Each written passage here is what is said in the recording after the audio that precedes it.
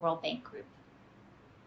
This will be followed by a special address by YB Khairy Jamaluddin, Minister of Science, Technology and Innovation, and Coordinating Minister for the COVID-19 National Immunization Program. We will then have our panel discussion on the topic of saving lives, protecting livelihoods. This panel will be moderated by Dr. Firas Rad, Country Manager for Malaysia at the World Bank Group. And finally, we will close our launch event today with remarks by Dr. Lars Muller, Practice Manager for Macroeconomics, Trade and Investments at the World Bank Group. Throughout the session, please feel free to ask your questions in the chat or comment section. Without any further delay, I would like to invite Dr. Ndiame Diop to give his opening remarks. Please, Ndiame, the floor is yours. YB Dato Seri Mustapha bin Mohamed, Minister in the Prime Minister's Department in charge of the economy.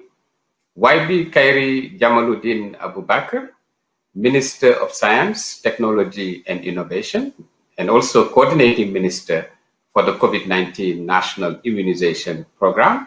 Very warm greetings. We are very honored that you were able to join us today.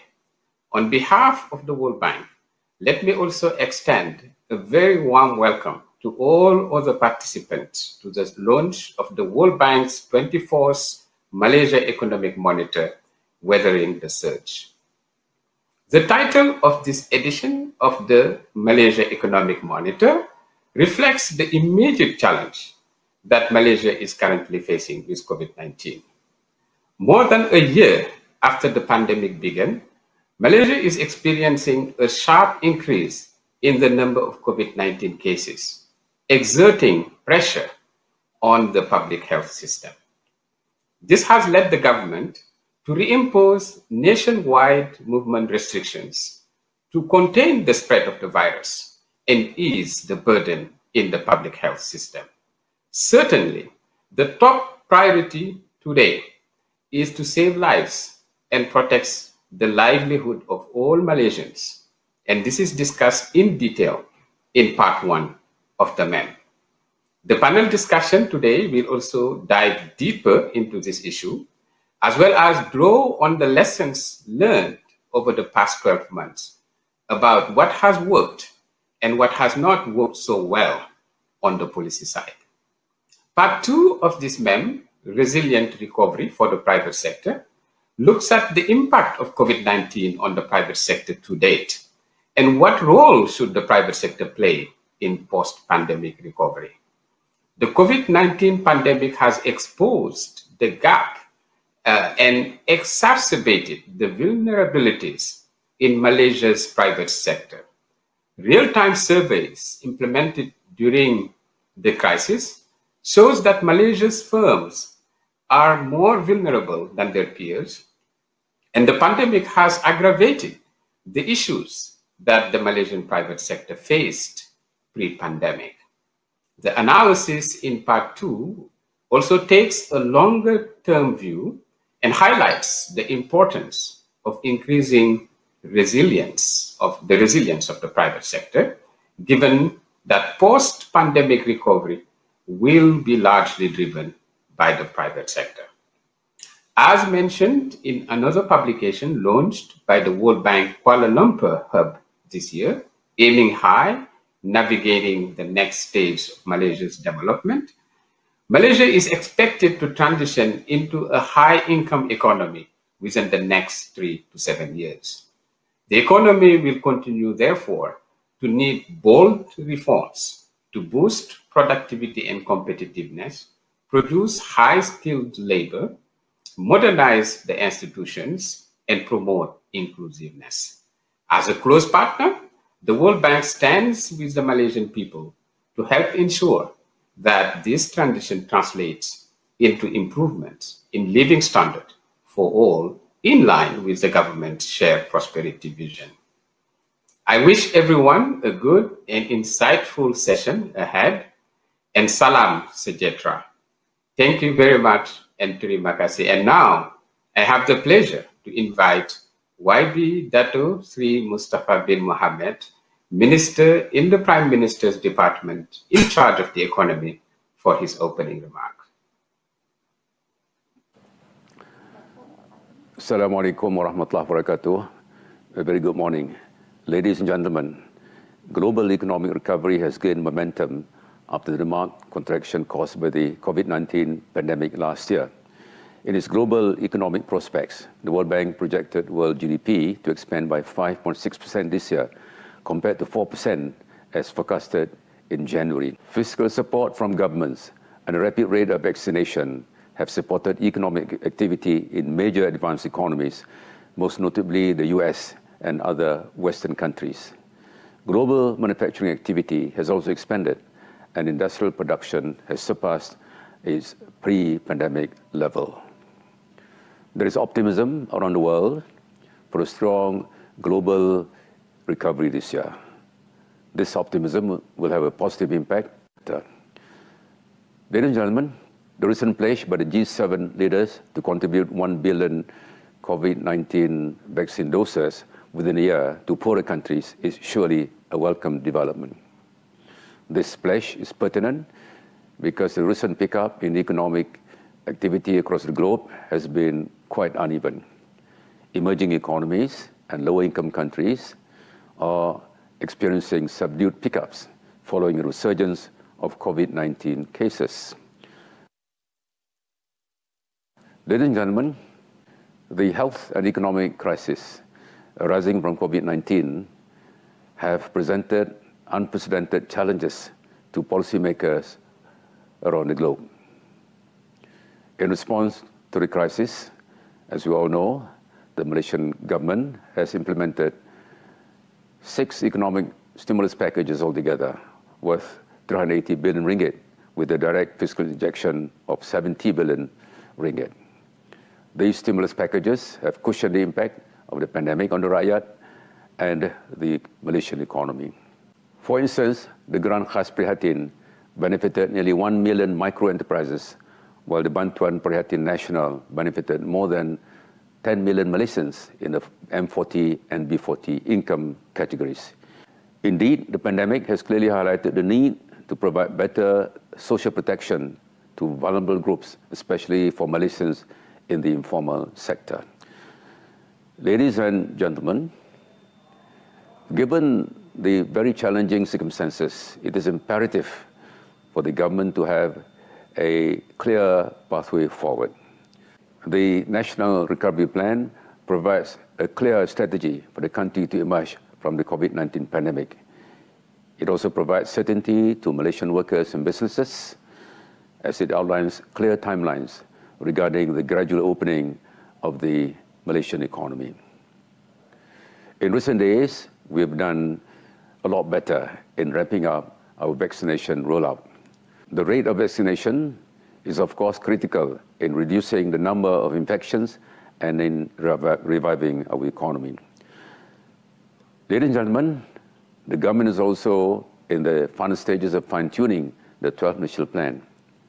The plan will outline a number of fundamental reforms over the next 5 years to build back Malaysia from the pandemic and to ensure we are on track in achieving a prosperous, inclusive and sustainable future.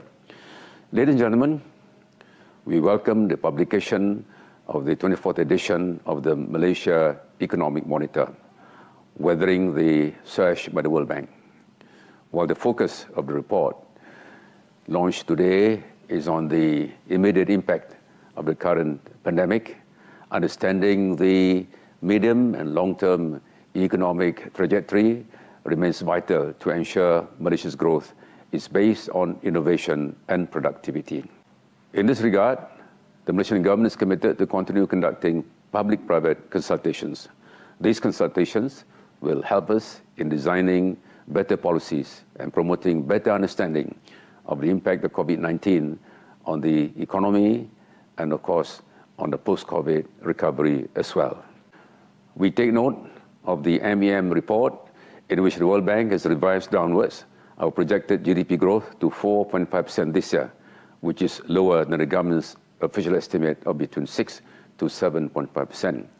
The Malaysian economy was on a solid recovery trajectory before May 2021, with a much improved real GDP growth performance of negative 0.5% in the first quarter and a strong rebound in a number of economic indicators.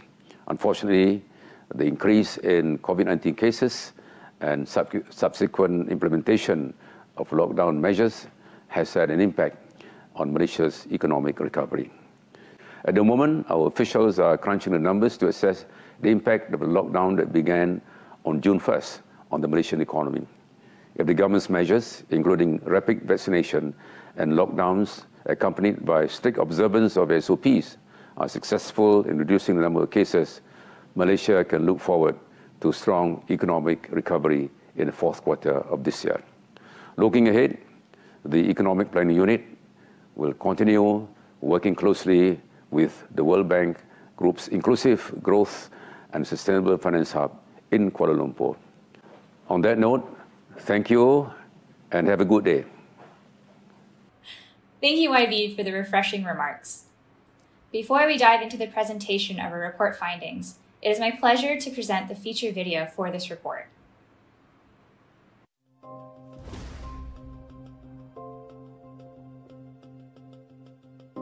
They quickly bring me to the ICU unit, this one room. I was like, why? Am I going to die? You know, my lung is badly affected. I have difficulties in breathing. On that particular moment, I feel like, okay, I have to survive. I have to survive. I have to be strong.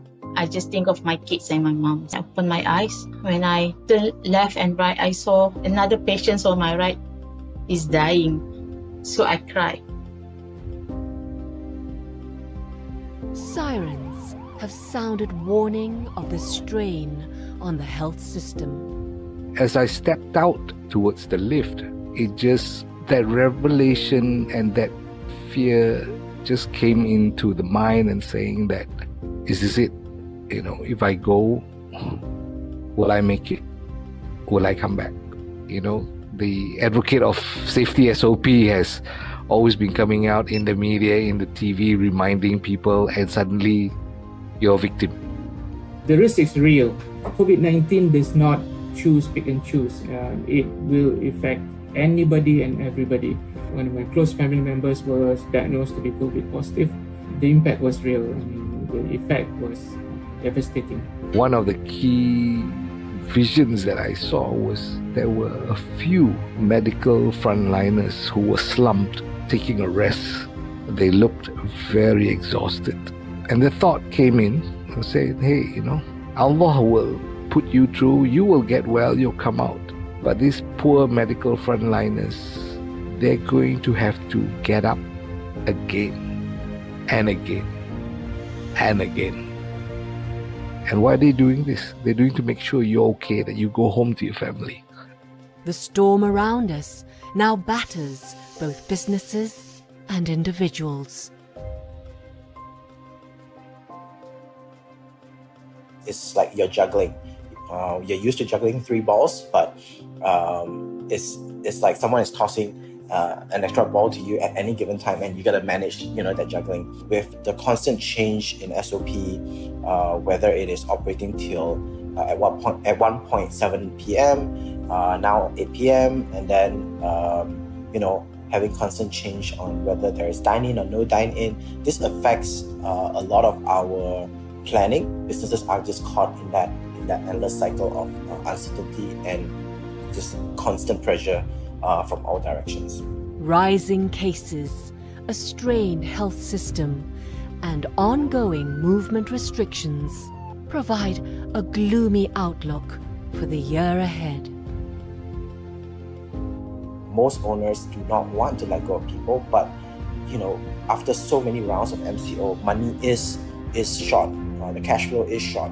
Every time we go into lockdown, most business owners are making a loss, and it takes at least, you know, twice the amount of time to recover the loss. Something has to give way, and the harsh truth is there will be consequences. There will be people who will either, you know, die from the disease, and there will be people whose livelihood will be destroyed.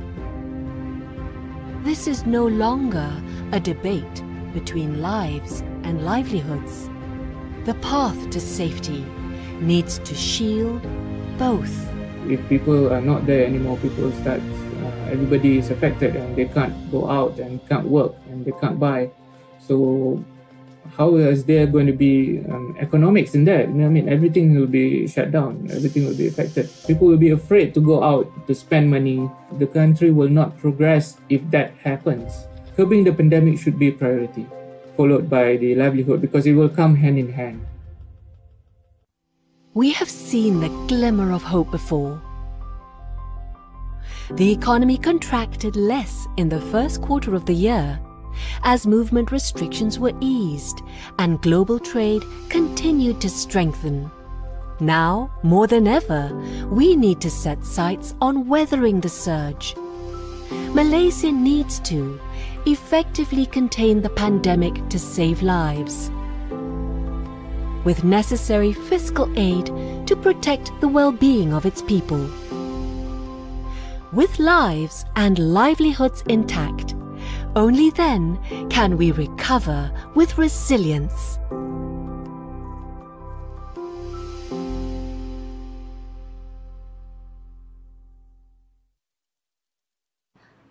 Our first presentation this morning is by Ms. Shakira Sharifuddin, Senior Economist at the World Bank Group.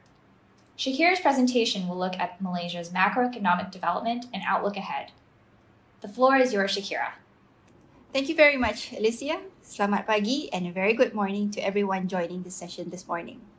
My name is Shakira Sharifuddin and I will be presenting some highlights from the latest Malaysia Economic Monitor, Weathering the Surge. I'm here, of course, on behalf of a larger World Bank team who collaborated to put together this edition. And as some of you may know, the MEM consists of two parts. The first part looks at economic developments and outlook, and part two on a special topic that is relevant to Malaysia's growth and development.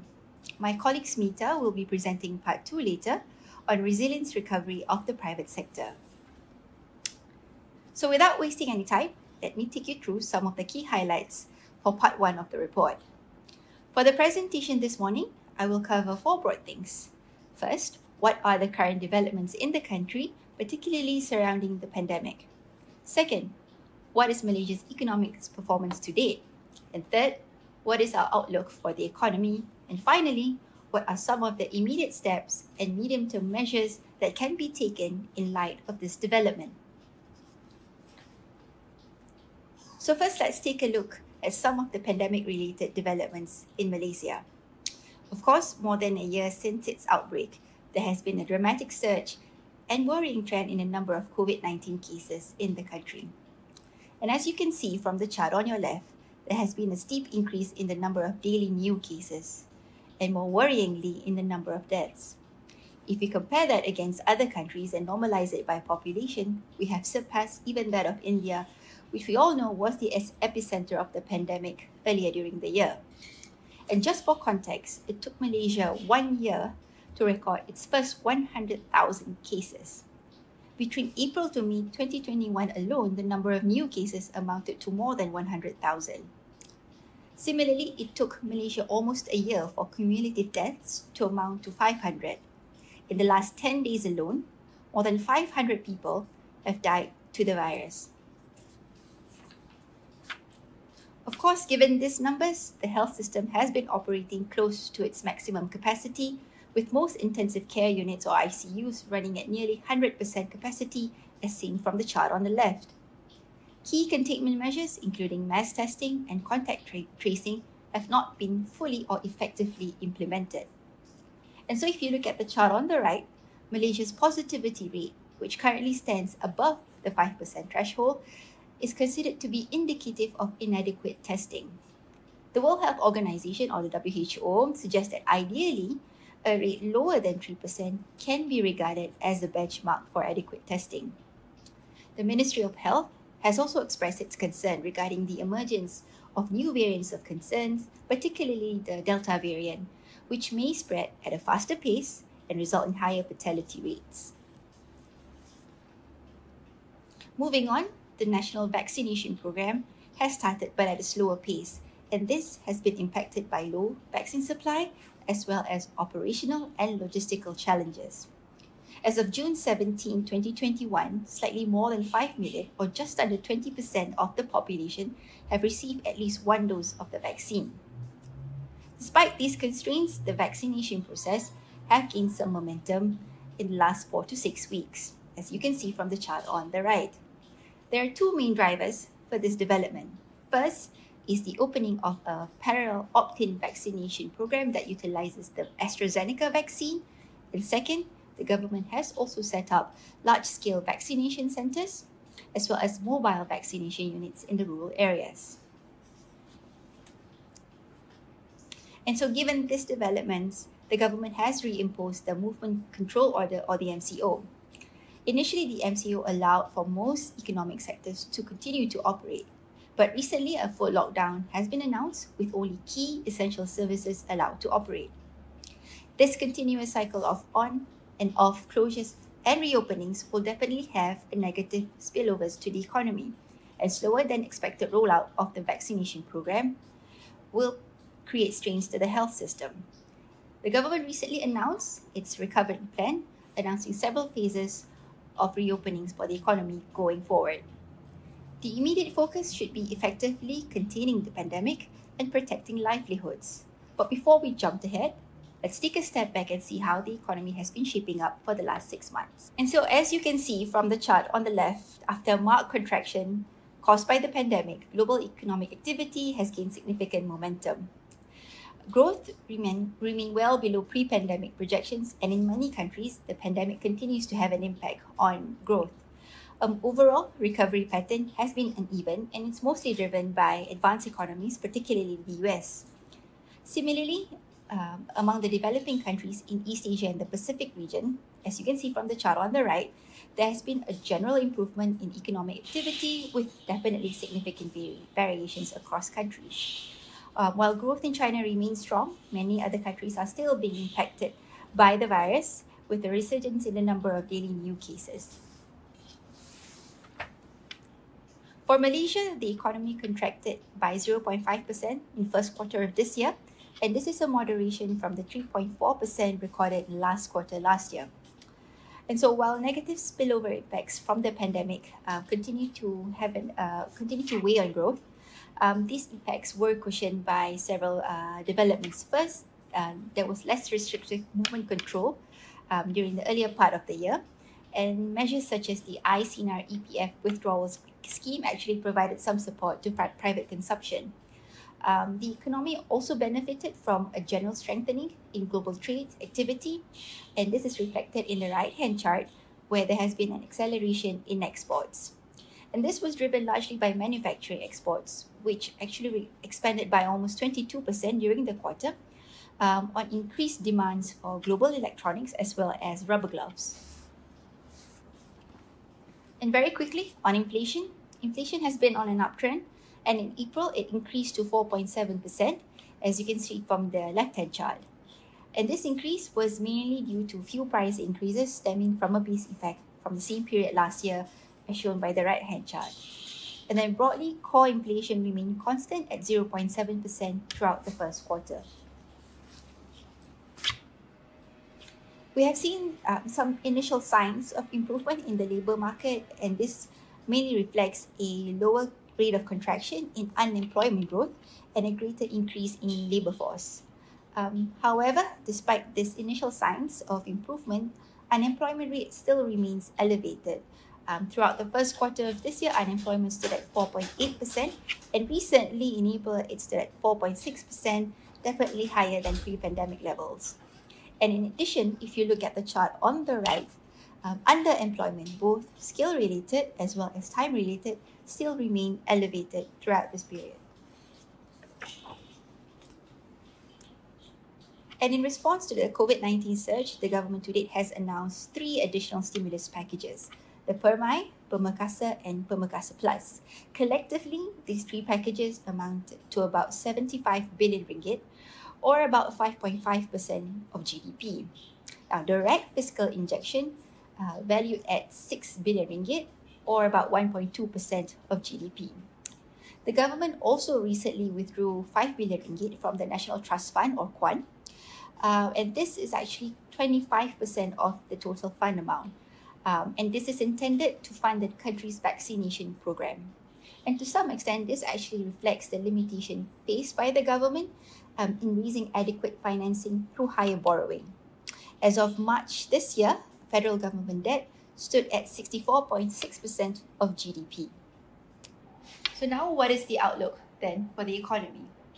First, globally, growth is projected to improve in 2021. And as you can see on the left-hand chart, the bank projects global growth to expand by 5.6% this year, and this is the strongest post-recession growth rate in 80 years. However, recovery is again expected to be uneven across countries, and to a great extent, it reflects the sharp rebound in most advanced economies, particularly the US. In the East Asia and Pacific region, growth is also projected to improve, but again at an uneven pace across countries.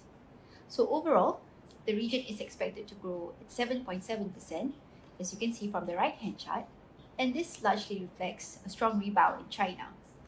For most other countries, we expect outputs to remain below pre-pandemic levels. Of course, for Malaysia, the ongoing pandemic and movement restrictions will have an impact on the economy in the near term. First, the reimposition of MCO is expected to have a significant impact on private consumption. Movement restrictions, increased precautionary behavior, and subdued wage growth are all expected to exert negative pressures on consumer spending, particularly those on services-related sectors. At the same time, with the recovery in global demand, export is likely to expand and gain further momentum. The recovery in economic activities across the region, especially in China, would also provide support to trade-related activities. And subsequently, the increase in exports would have positive spillover impact on investment activities. And so against this backdrop, Malaysia's economy is projected to grow by 4.5% in 2021.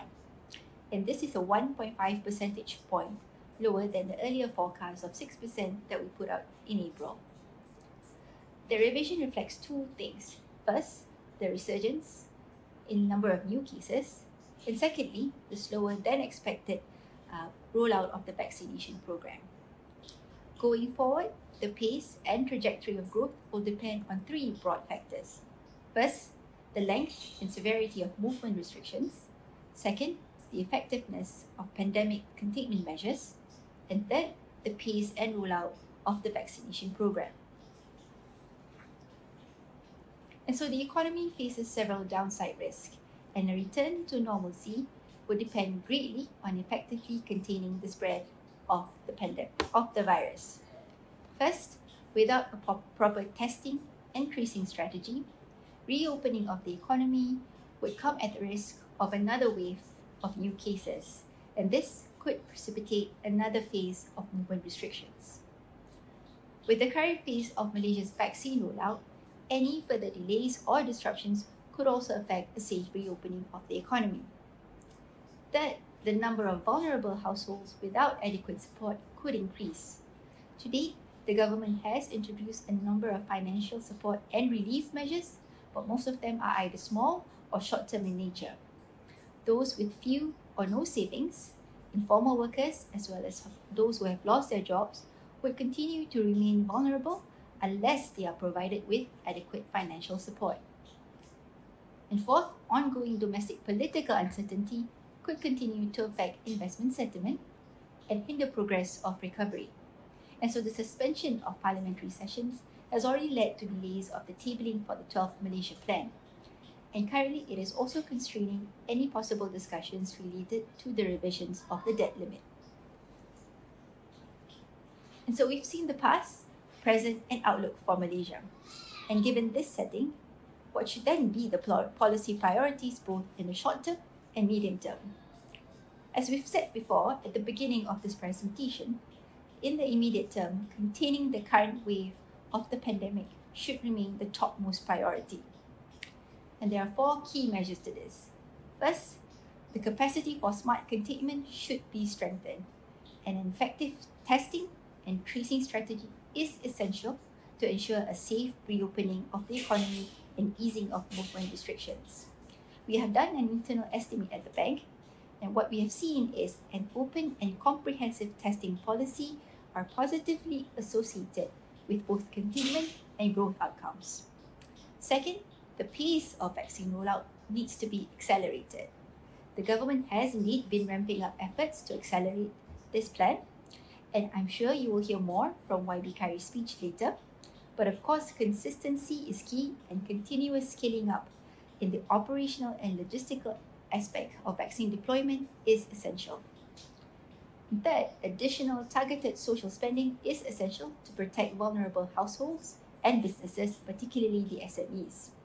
Concurrent to that, fiscal policy has to be prioritized on overcoming the virus over medium-term fiscal consolidation, and as such, it may be necessary to revisit fiscal rules to create additional fiscal space. And then finally, what are the policy goals for Malaysia in the medium to long term? And someone said to me recently that life makes sense when you look backwards, but we all make a living by looking forward. And certainly many of the measures that needs to be taken in the medium term were the result of lessons learned during the crisis. And so one of the biggest lessons learned is on the importance of having adequate fiscal space to mitigate shocks to the economy. What we have seen is countries that came into the crisis with stronger fiscal position were able to channel greater financial and health support over a longer period of time. And so going forward for Malaysia, efforts to increase revenue collection through a more progressive tax framework should be accelerated alongside with spending efficiency measures with a clear timeline of implementation. Another key lesson for Malaysia is the need to deepen its social protection system to provide a minimum level of protection to all those in need. This also includes moving towards a more standardized targeting system and enhancing front-end service delivery. And then finally, structural reforms should be anchored on ensuring that Malaysia's transition into a high-income economy translates to an improvement in living standards for all. This includes raising productivity growth and driving innovation. And we explore more of this in the second presentation later. And with that, we've come to the end of my presentation. On behalf of my colleagues who have been involved in the production of this MEM, we'd like to thank all of you for your time and interest, and please stay tuned for the panel discussion. Terima kasih, thank you, and back to you, Alicia. Thank you, Shakira, for your informative presentation. Let's now zoom into the special focus of this report and invite Ms. Smita Kuriakose, Senior Economist at the World Bank Group, to present her findings on driving a resilient recovery for the private sector. Smita, the floor is yours. Thank you, Alicia, and good morning to all. Today, I'll be presenting the main findings of Part 2 of the MEM that focuses on the importance of a resilient recovery for the private sector in Malaysia. Affected by various mobility restrictions imposed due to the various lockdown measures and facing uncertainty at the domestic, regional, and global levels, firms in Malaysia have been impacted on both the production and demand sides due to COVID-19. While in the near term, the focus would be on saving lives and livelihoods, in the medium to long term, the crisis should be used as an opportunity to ensure that policies are put in place that would increase the resilience of the private sector. Given that we are in the second year of the crisis, it would be important to analyze the effectiveness of measures that have been designed and implemented to inform the better implementation and targeting of these support measures. And with increasing fiscal implications of these relief measures, the post-pandemic recovery will need to be largely driven by the private sector. We used the results of the Business Pulse survey conducted on 1,500 firms across regions and sectors in Malaysia. 2 rounds of the Business Pulse surveys were implemented, and we found that affected by both demand and supply shocks, firms are adjusting employment and are experiencing pressing liquidity constraints. Malaysian firms are also more vulnerable than their peers in Indonesia and Vietnam, with less cash in hand to withstand the crisis. Liquidity appears to be a pressing problem, as can be seen in the figure on the right-hand side. Firms appear to be less willing to borrow due to the fear of repayment risks, with sellers also appearing less willing to provide credit. On the positive side, there has been an increased usage of digital platforms that has come up as the most popular strategy being implemented by firms in response to the COVID-19 shocks. The most common use of these platforms continues to be of customer-facing functions such as marketing and sales, as can be seen with the figure on the left-hand side. There is also significant adoption of more complex functions such as production and supply chain management. However, these are more common amongst larger firms. Adoption of digital tools are not only beneficial for sales and marketing functions, as firms who adopted or increased use of digital platforms are also more likely to have remote work arrangements and introduce new products, as seen on the figure on the right-hand side.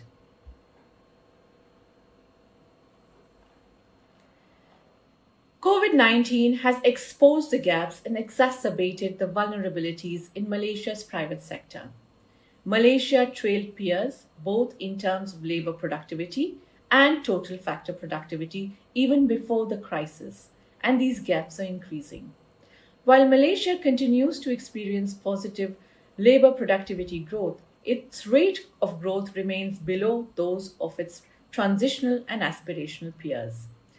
Malaysia also has lower TFP levels than its comparators, and the gaps are wider for small and medium firms than larger firms, suggesting that Malaysia's relatively low TFP levels are driven by the relatively poor performance of small and medium-sized firms.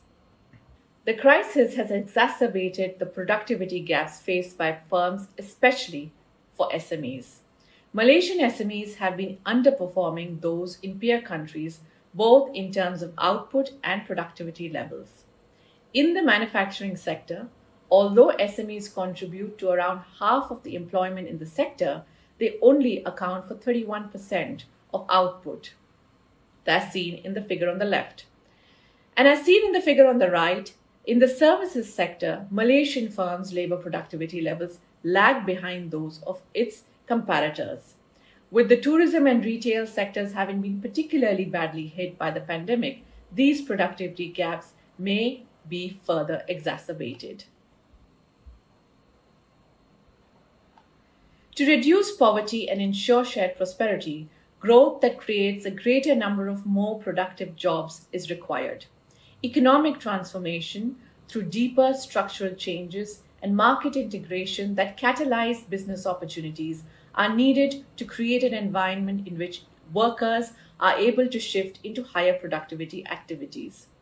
The Jobs and Economic Transformation Framework, as shown on the slide, provides a lens to discuss improving aggregate productivity through economic transformation in a manner that results in a sustainable increase in the number of productive jobs for a greater number of people.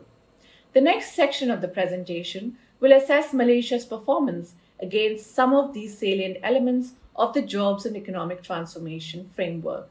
These include connectivity and integration, that will include a discussion on competition in the services sector, skills, technology and innovation, and enabling foundations to expand private investments, where the discussion will focus on two factors, namely the access to finance and the sustainability framework.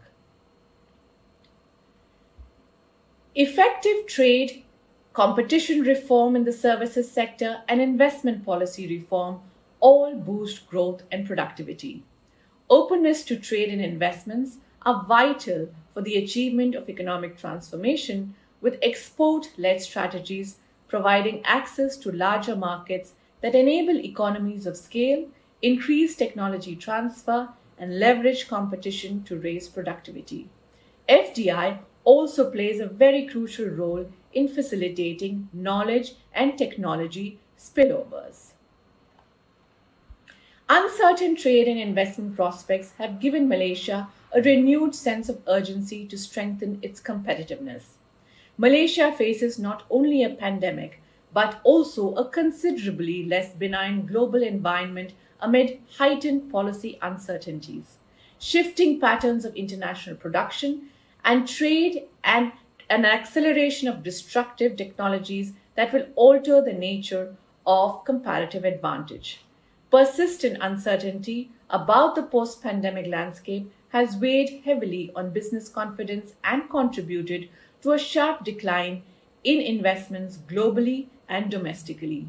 Even before the crisis, Malaysia had experienced a decade-long decline in private investment growth. Productivity-driven growth will have to rely on reversing this secular decline in private investments, which are a source of new technology and firm-level process and product innovation, as well as improvements in management practices. For Malaysian markets to operate more efficiently, it is necessary to address regulations and practices that restrict business entry and market competition. While being generally open to trade and investments, Malaysia has retained a number of exclusions on foreign suppliers in certain key sectors. There are continued restrictions in sectors such as transport services, finance, and professional services. Beyond explicit equity restrictions, foreign suppliers are also subject to different operational restrictions, such as prescribed opening hours for foreign retailers. These, in turn, can affect the competitiveness of the users of these inputs, many of them in manufacturing sectors. Investments in technology, R&D, and skills will be critical to enhance productivity growth. On the upside, the pandemic has accelerated the level of digitization among firms in Malaysia, creating an opportunity for Malaysian SMEs to bridge the digital divide. However, small and medium firms' rate of digital adoption continues to lag those of larger firms.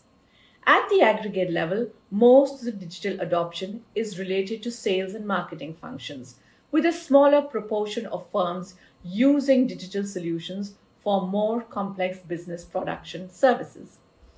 This creates an opportunity to expedite the digitization process amongst SMEs by recalibrating policies to encourage SMEs to engage in the use of digital tools to facilitate more complex business and production functions.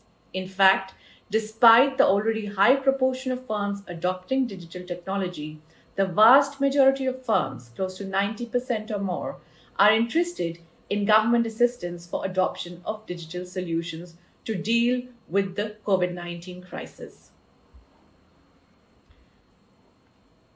While great emphasis has been placed on the enhancement of quantity of R&D and innovation in Malaysia, less emphasis has been placed on its quality and its link with industry. Over the past 3 years, Malaysia has less firms investing in R&D, providing training, and introducing new products compared to its global peers, as you can see with the figure on the right. While Malaysia has implemented a number of policies and initiatives to foster R&D and commercialization, a number of challenges and obstacles continue to constrain technology transfer and commercialization. This lack of adequate attention to the quality of R&D and its links with industry implies lost opportunities to make a greater positive impact on economic diversification, industrial development, and growth.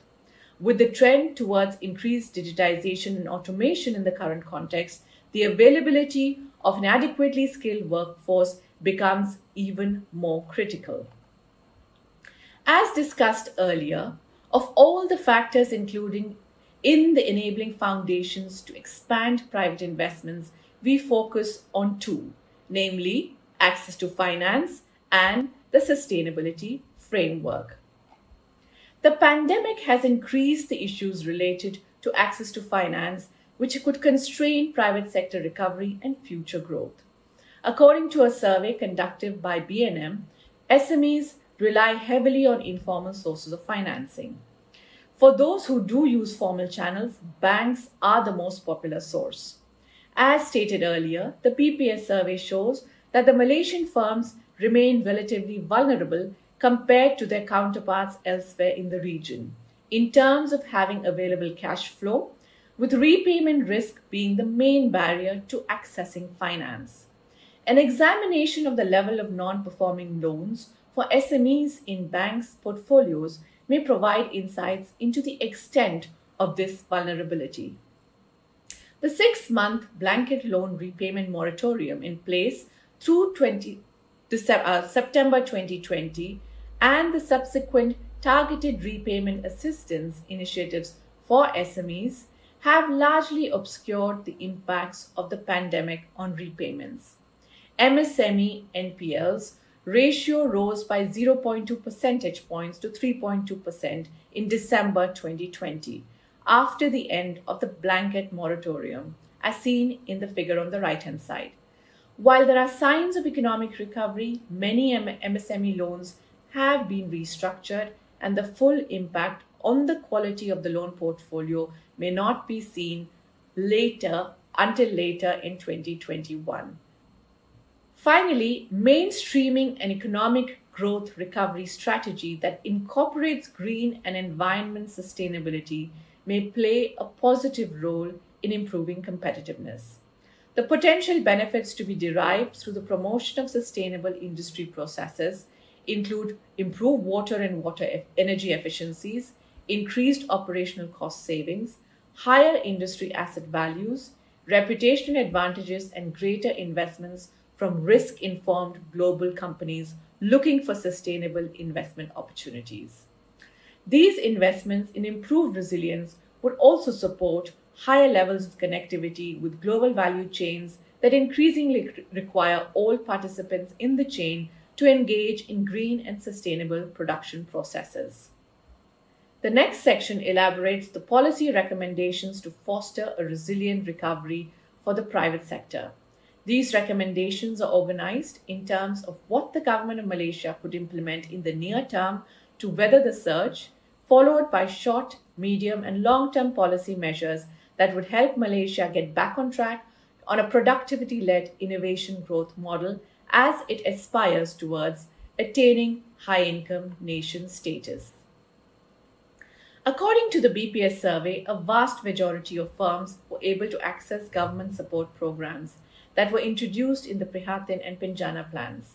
In fact, access to government support in Malaysia is the highest in the region. However, access by small firms still lagged those of large and medium firms. Measures that had high take-up soon after the first MCO included wage subsidies, loan deferrals, rent reductions, and electricity discount and deferrals. It will be critical to ensure that SMEs are able to access the new support measures during the current lockdown in June 2021. Businesses were also asked to state the improvements in government policy implementation that would benefit their businesses the most in the next 6 months. The top-ranked implementation reform priorities for firms were to improve predictability of SOP regulations and the continued improvements in expediting the approvals and disbursements for existing loans and grants under the Prihatin and Penjana. These would be useful to keep in mind to successfully implementing the economic recovery plan.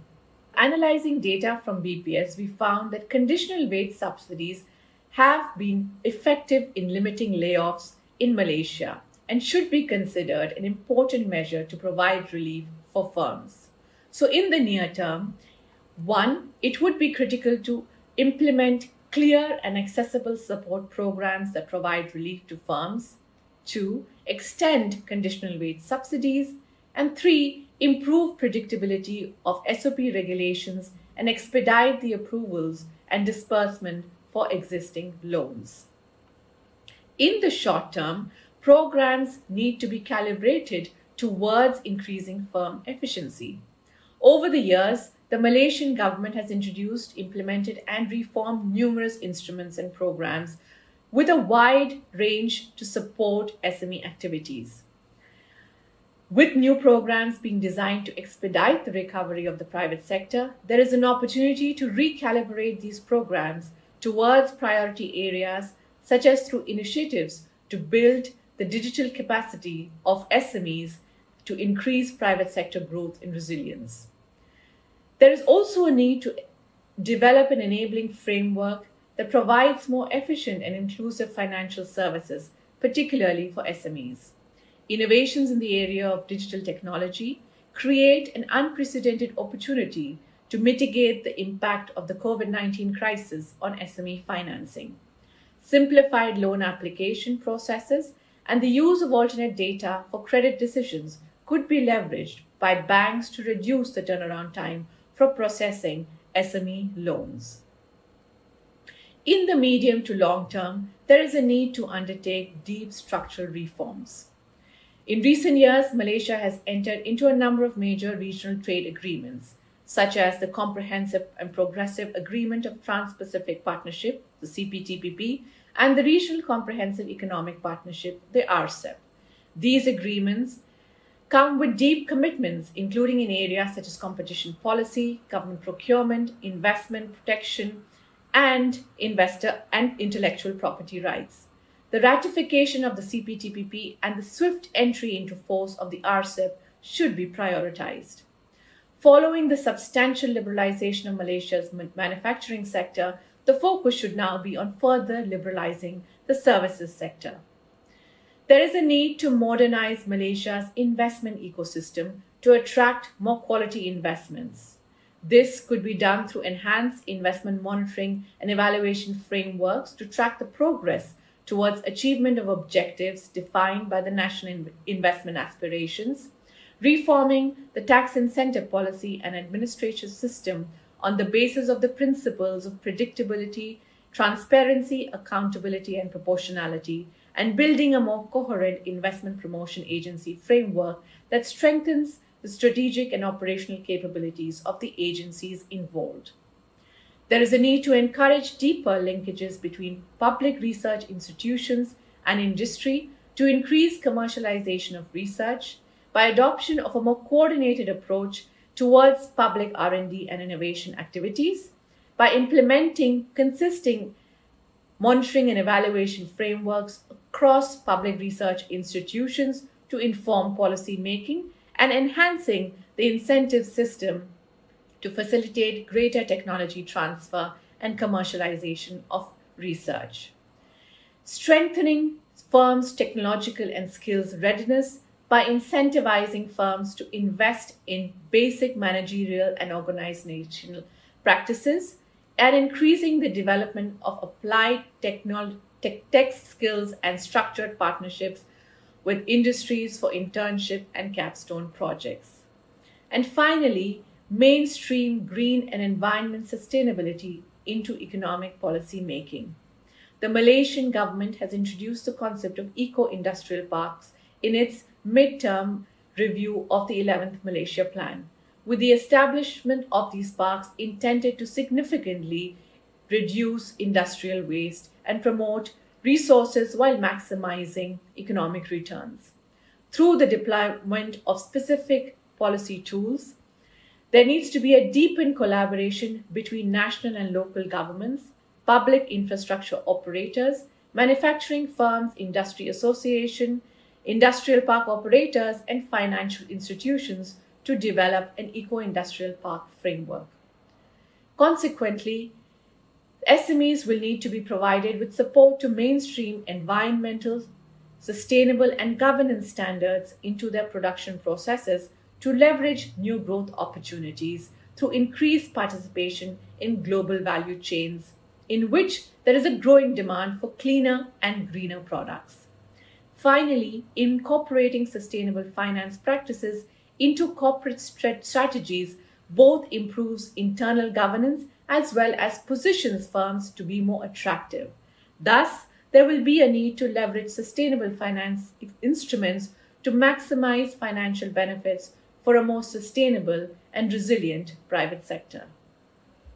Thank you. Thank you, Smita, for sharing that illuminating presentation.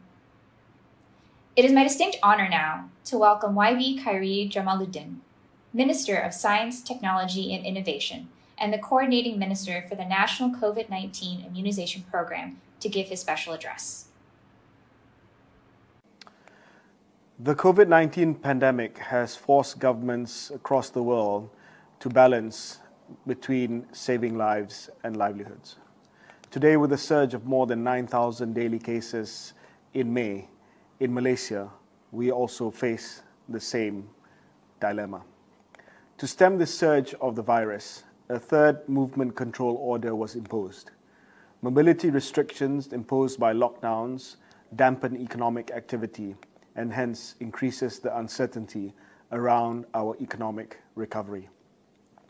While the picture is a bit bleak, the challenge is not insurmountable, and I'm going to cover three things to address those challenges. One, the National Immunization Program to break the trade-off between lives and livelihoods. Secondly, during the implementation of the vaccination drive, the nation will still need to prepare relief packages and policy tools to build private sector resilience. And third, medium to long-term measures undertaken by the government to prepare for a post-pandemic future. The panacea to break the painful trade-off between lives and livelihoods is quite simply vaccinations. It has to be fast, efficient, and available widely. Our way out of this crisis, be it a public health crisis or economic crisis, depends on our collective strength as a society to roll out a rapid immunization plan while managing the daily new cases of infections and surge in terms of hospital capacity. Immunization, as numerous studies have shown, works. It has been shown to lower the number of deaths and hospitalizations from COVID-19. I quote the Prime Minister, who launched the National Immunization Plan document, which is our shared strategic goal of all Malaysians. The government's strategy is to ensure as many residents in Malaysia as possible will receive the vaccine to save lives in the fastest possible time.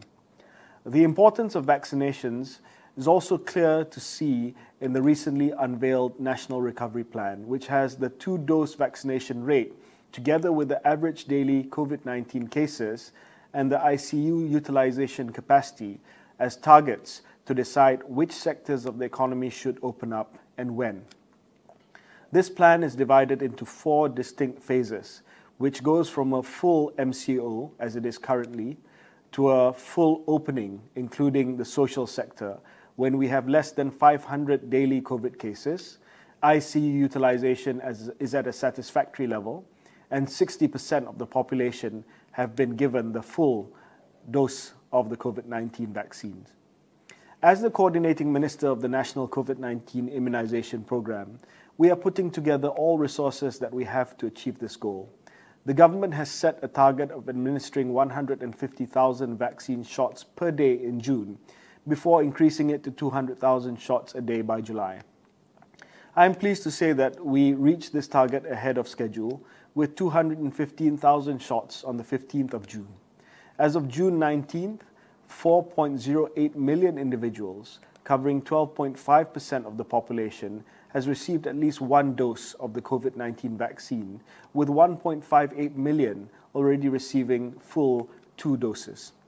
The government is confident of administering 11 million doses in July, 13 million doses by the end of August, and a further 8 million doses by the end of September. With this, the government aims to get 60% of the population vaccinated by the end of September. Furthermore, the government is rapidly increasing the number of vaccination centres to speed up the rollout of the immunization program. We have set up a number of mega PPVs, or vaccination centres, to ramp up the vaccination rate. We target an additional 1,000 general practitioners from the private sector to start administering vaccines by the end of this month and next month, as we continuously increase the number of vaccination centres. We will be bringing in retired health workers, housemen, and medical students in order to increase our manpower. In addition, we now have activated mobile units to vaccinate those who have mobility issues. Our goal is to be as inclusive as possible in our deployment of the vaccination program. While we wait for the immunization plan to come to fruition, the government will continue to support firms and preserve jobs for the people through various relief packages. The latest package, Permakasa Plus, has 14 billion ringgit worth of assistance, including the wage subsidy program, targeted repayment assistance, work levy exemptions or worker levy exemptions, rental premise discounts, increased amounts of special grants for micro SMEs to support business communities. the support from the government aims to help the private sector remain resilient for the immediate term. In the face of the current public health crisis and disruption brought about by the lockdown, the 24th edition of the World Bank Malaysia Economic Monitor, aptly titled Weathering the Surge, provides useful insights and analysis on the impact of the mobility restrictions and lockdowns on firms. The report also alludes to immediate as well as medium to long-term steps that Malaysia can take to build private sector resilience and bring it back on track for future economic growth and recovery. In the long term, for Malaysia to become a high-income country, there is a need to accelerate the adoption of advanced technology and digitalization, encourage quality investments, develop deeper linkages between public research institutions and industry to foster research and commercialization to ensure Malaysia makes the transition to a more innovation-based, productivity-led growth model. This recommendation by the World Bank matches our strategy to upgrade our scientific research capability as envisioned in the 10x10 Science, Technology, Innovation and Economy Framework. A fitting example is the bioscience technology, identified as a science and technology driver being deployed in the medical and healthcare sector. This includes the plan to implement a national vaccine roadmap. This is not only for economic gains, it is our strategic step to prepare for a post-pandemic world. Malaysians need to acquire the ability to produce test kits and successfully conduct research on vaccines and perform clinical trials. To complement our local capabilities, international cooperation that can increase knowledge and technology adoption can further our goals in the medium to long term. I call upon Malaysians to unite and support the National Immunization Program. Together, we will overcome this crisis and emerge stronger. While being cautiously optimistic, we will look back at these trying months as the impetus for the government of Malaysia and all of Malaysia to mobilize to increase the immunization amongst our people and the population of Malaysia. Rapid immunization will enable the economy to gradually reopen safely and put Malaysia back on the long-term path of economic growth. Looking ahead, MOSTI looks forward to continuing the close collaboration we have with the World Bank Inclusive Growth and Sustainable Finance Hub in Kuala Lumpur. I'm going to depart slightly from my speech, and these are comments that have not been written, but I think it would be incomplete for me not to raise this point, and that is global vaccine inequity. I think the World Bank has the responsibility to bring the voice of the developing world in raising what I think is extremely immoral, and that is the hoarding of vaccines by the industrialized countries. We are appreciative of the donations that we will be receiving from advanced countries in the coming weeks, but then this does not do away with what has taken place over the last few months, and that is the cornering of the vaccine market. We set up COVAX in global solidarity as a mechanism to ensure vaccine equity, and that has been an abysmal failure. And I think the World Bank owes it to developing countries to be a strong voice for vaccine equity on the global stage, to remind the rich, advanced countries that what has taken place over the last few months has fallen short of respectable and responsible global leadership. We call for vaccine equity now and in the future. That's the only way we're going to emerge from this pandemic and from future pandemics together, solidarity with one another. Thank you very much. Thank you, YB Khairy, for those timely remarks. So far, we have seen the impact caused by the pandemic. So now, what can be done to both save lives and protect livelihoods? It is my honor to introduce our esteemed panel of speakers today to discuss this exact point. We are honored to have Professor Dato Dr. Adiba Kamarulzaman, Professor of Medicine and Infectious Diseases at the University of Malaya, and an Adjunct Associate Professor at Yale University. Next, Mr. Nurhasham Hussain, Chief Strategy Officer of the Employees Provident Fund. Next, Dr. Malati Nungsari, Assistant Professor of Economics of the Asia School of Business and Research Affiliate of the MIT Sloan School of Management. And last but not least, Datuk Michael Kang, National President of the SME Association of Malaysia. I would now like to pass the chair to Dr. Firas Rad, Country Manager for Malaysia at the World Bank Group, to moderate the panel discussion. Please, Firas, the floor is yours. Lisa, and let me say selamat pagi, good morning, and welcome to our online audience who joined us today for the launch of our MEM report entitled Weathering the Surge, and for listening into the special panel discussion. On behalf of the World Bank Group Hub in Malaysia, I'm delighted to welcome our great lineup of speakers who graciously accepted our invitation to share their views on the latest surge of the COVID-19 pandemic in the country. Why it happened, what is the impact, how can it be suppressed, how can we continue to protect livelihoods and support the resilience of the private sector on the path to economic recovery. These questions and others will be explored in our panel discussion today, building on the findings of our MEM report, which were presented earlier by my colleagues Shakira and Smita, and the independent views and opinions of our distinguished panelists. Allow me to, at the outset, to express our sincere gratitude to our two invited cabinet ministers, YB Dato Sri Mustapha Mohamed and to YB Khairy Jamaluddin Abu Bakr, for joining us today and for officiating the event and for sharing their views on this profoundly important topic. YB Dato Sri Mustapha provided a comprehensive overview of current economic trends, both globally and locally, and the government's efforts to fight the virus, shield the vulnerable, protect the private sector, and promote economic recovery.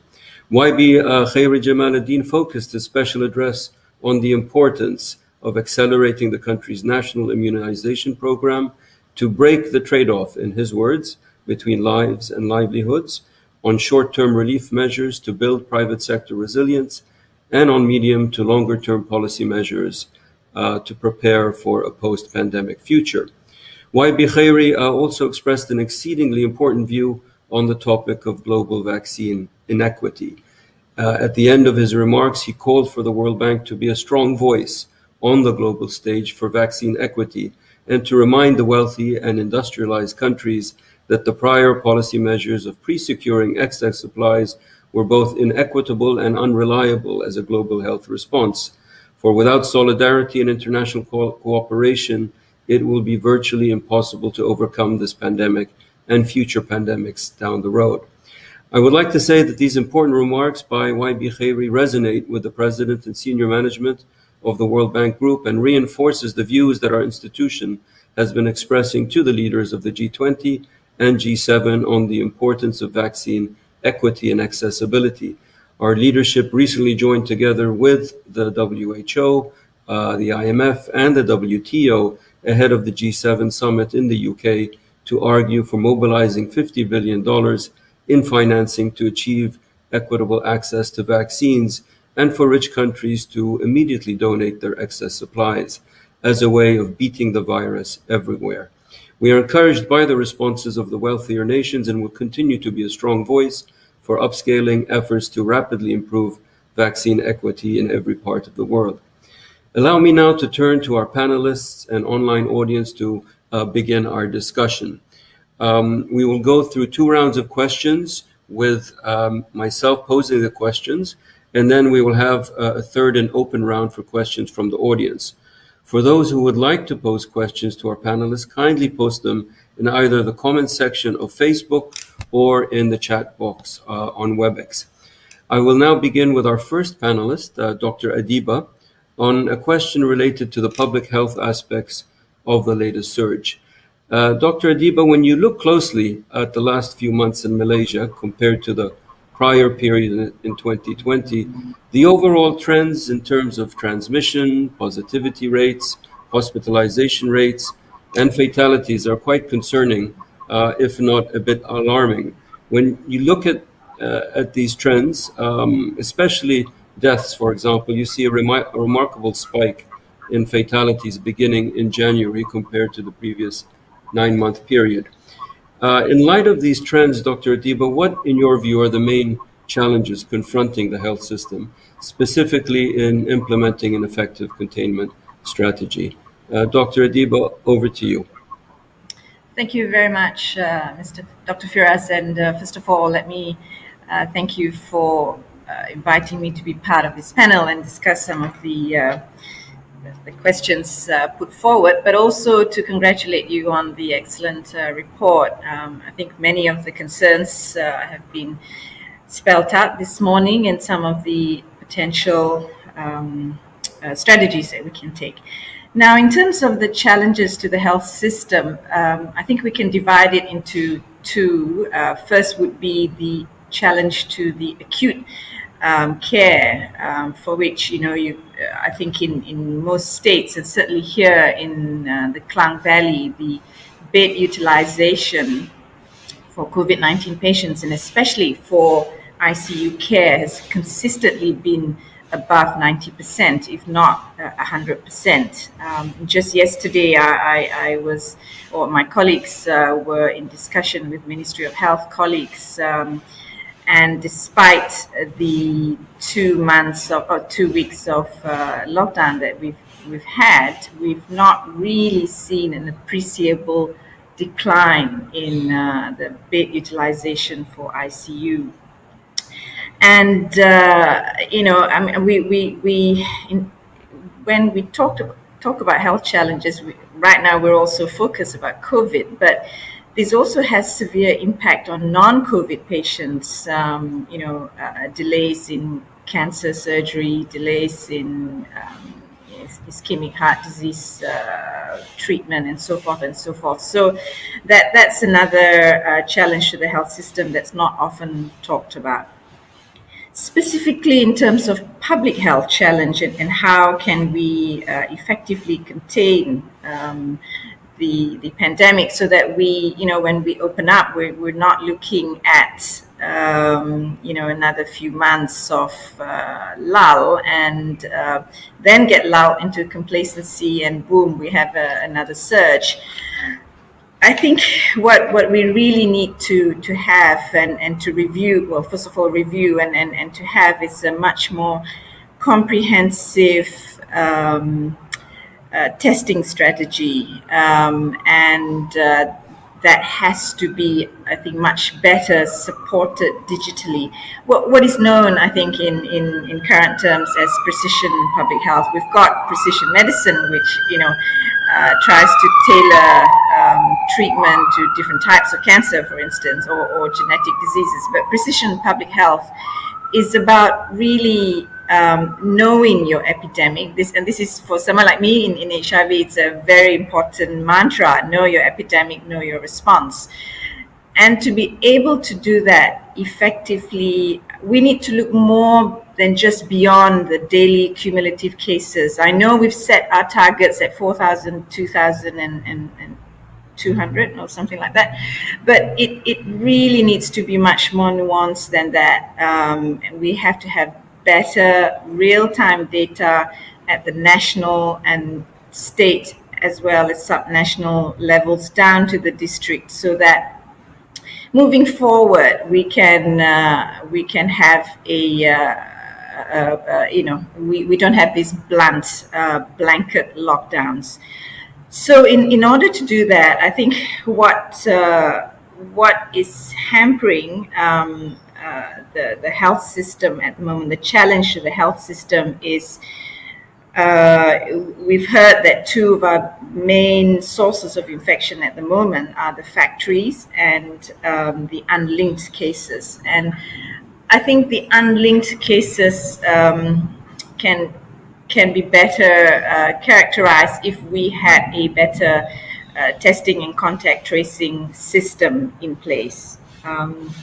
And so, reviewing, and I said again, reviewing our testing strategy. How can we better find our cases? How can we test it in a much more affordable, much more accessible way? And there's been a lot of discussions or a lot of debates around the use of rapid test kit antigens much more widely versus PCR, and I think this is a debate that really needs to be looked into more thoroughly. There are, there's the concern that the RTK antigens are not so sensitive. but the tests are getting better and better. And I think, I don't want to go into the details in this, but certainly this is one area that warrants further discussion. The third is, of course, the FTTIS strategy. The contact tracing is vital, we need to get upwards of 80% of people who are at risk of infection to be contact traced. Now, my colleagues in public health at the Ministry of Health, having worked for the last 18 months in trying to bring this pandemic under control, are exhausted.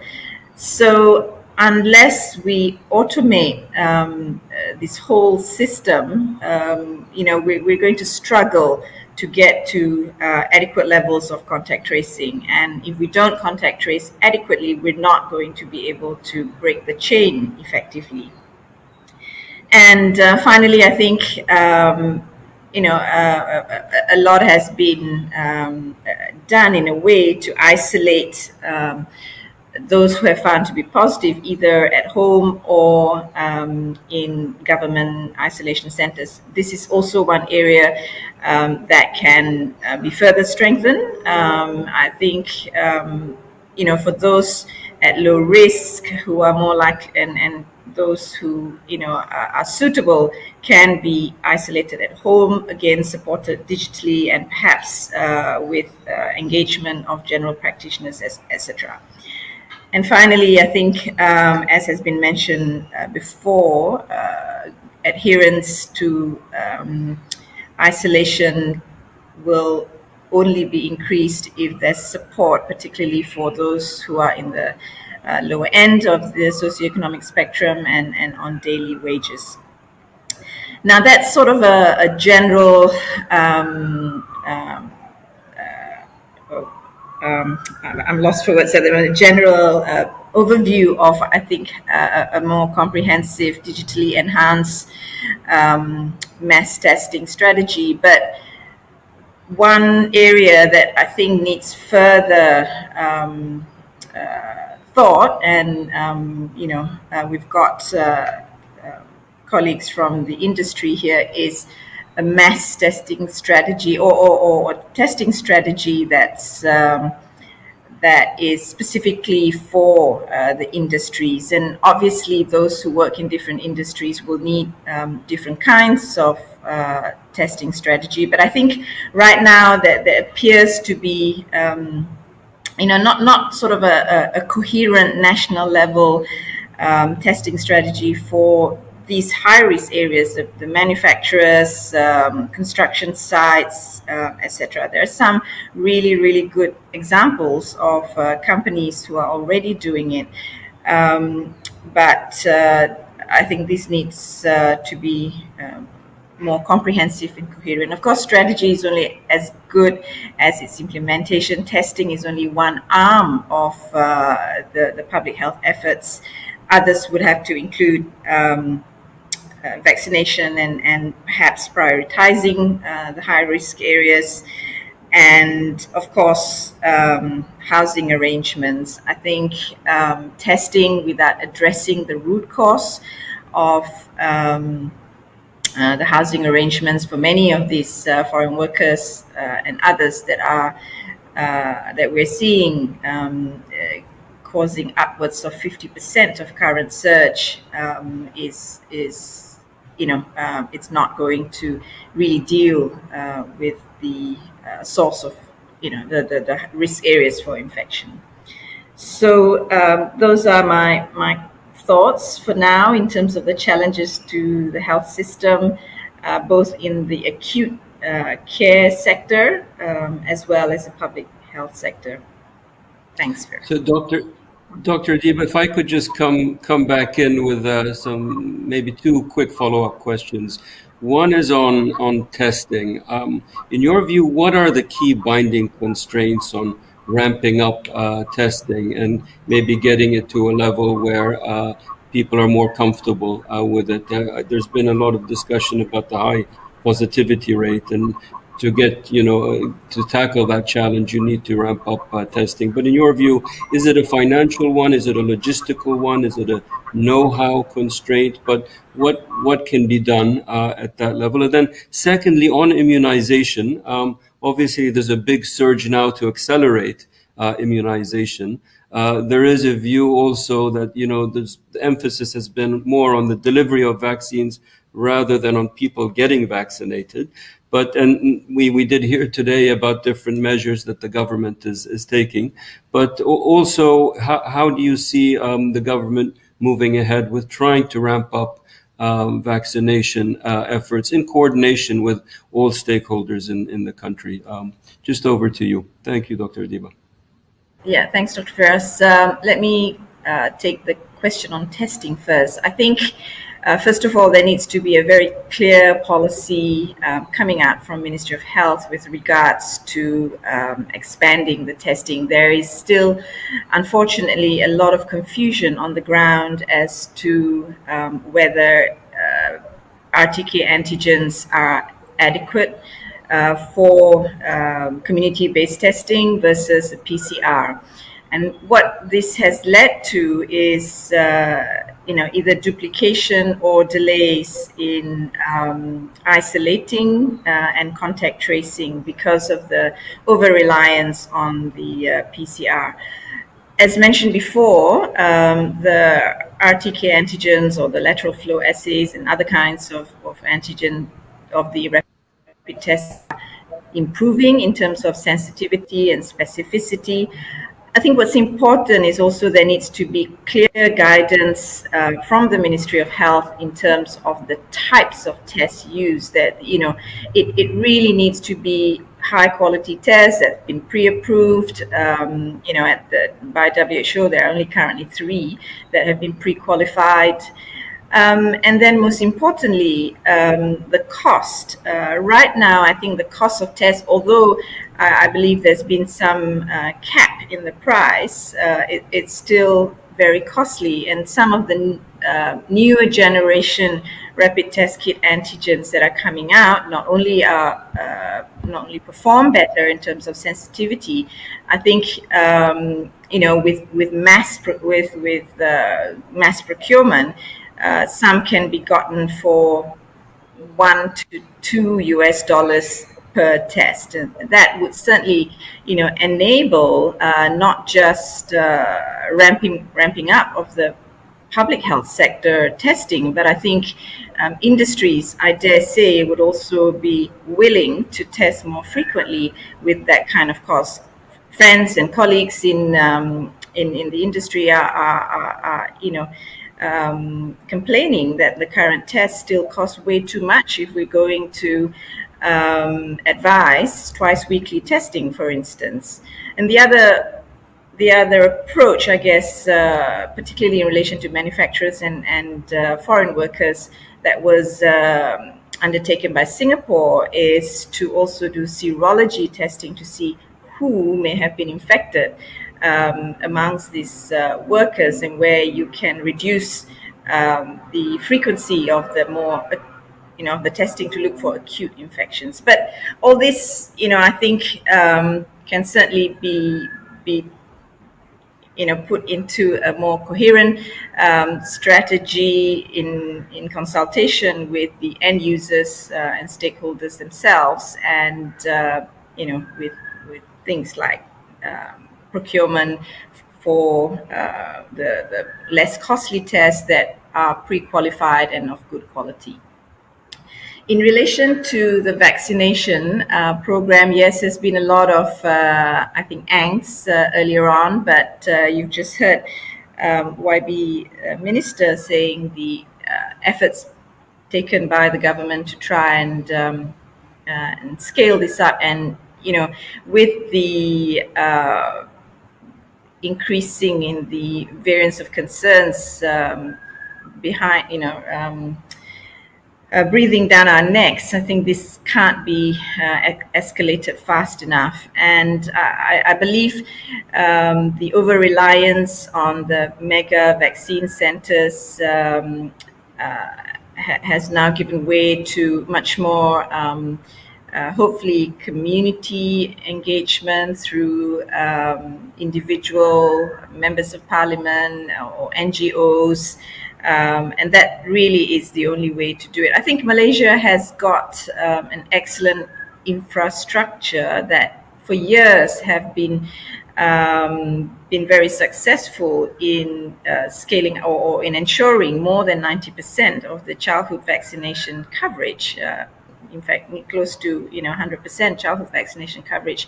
All these needs to be mobilized as well at the district and daerah level, and not just rely on the mega centers. But I believe all these steps are currently being taken. Of course, then there are the more difficult members of residents of Malaysia, so for instance, refugees, undocumented migrants, orang asli, and those who may not necessarily come forward to be vaccinated. And I think there's no, better way than to engage with community leaders of these different populations, not only to deliver the vaccine, but the first step in terms of education and awareness. The going down to the ground and engaging with community leaders for all these different subgroups, subpopulations is vital for the success of the vaccination program. Thank you so much, Dr. Adiba, for that comprehensive